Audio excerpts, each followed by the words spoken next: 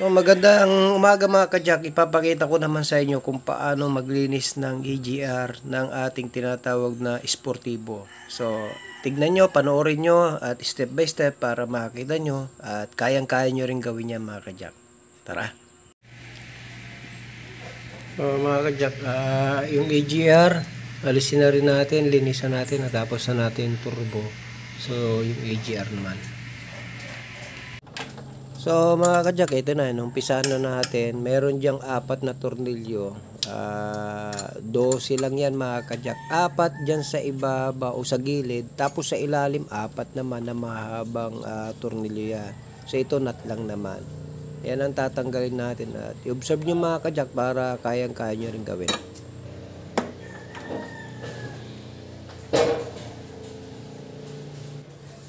Siya nga pala mga ka-Jack, meron diyang 2 hose. Ayan. Tanggalin niyo yung 2 na yan. Ayan. Ayan.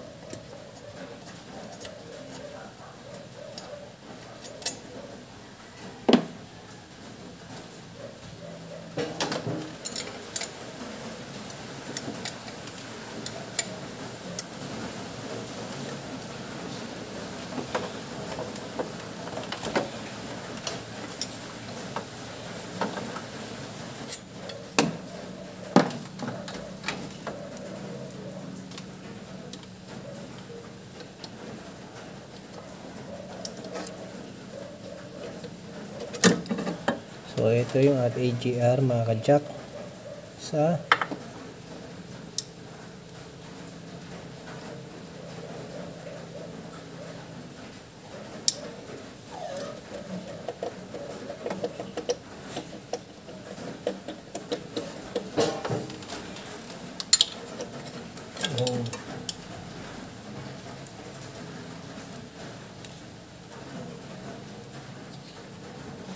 yeah.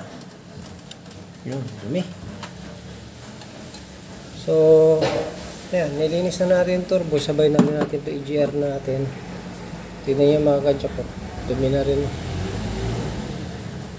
So, linisan natin yan. Ang bilis dumumi.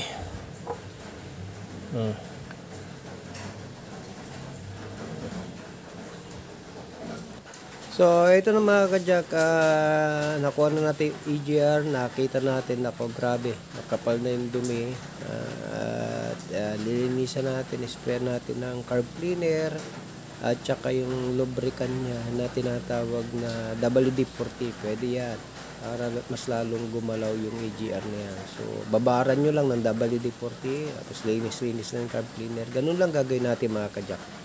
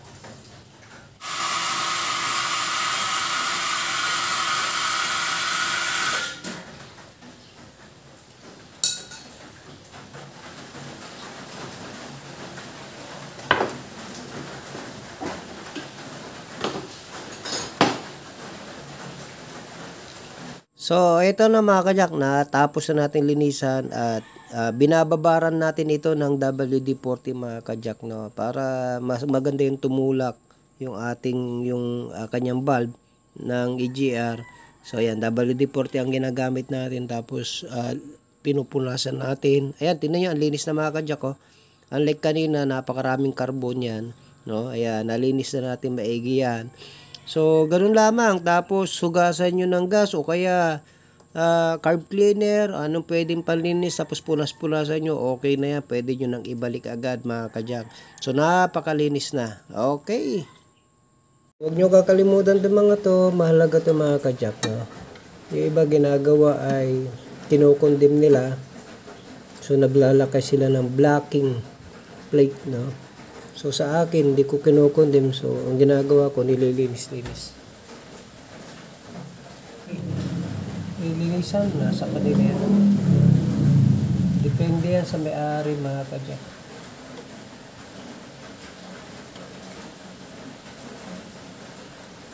So, wag lang katamaran linisan, sandali lang naman yun. Para hindi siya mausok ang sasakyan natin mga kajak. No? Huwag nating katamaran linisan yung ating tinatawag na EGR.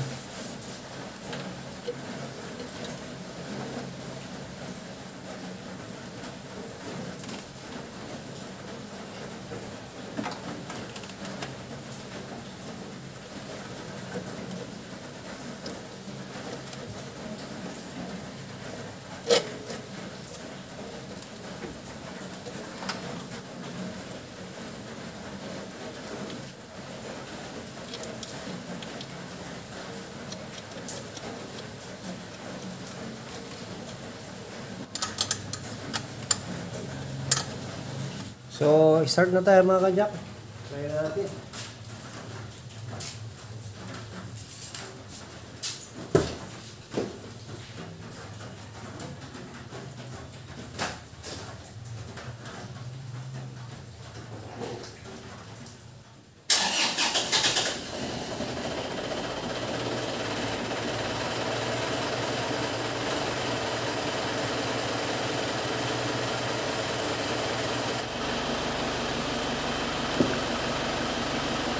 So, ito na mga kajak. Okay na. Pinong-pino na yung sasakyan natin.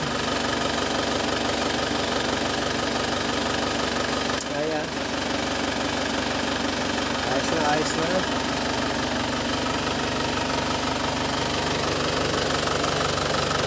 So mga kajak, nawa meron kayong natutunan sa ginawa natin paglilinis ng EGR. Huwag lang nating katamaran.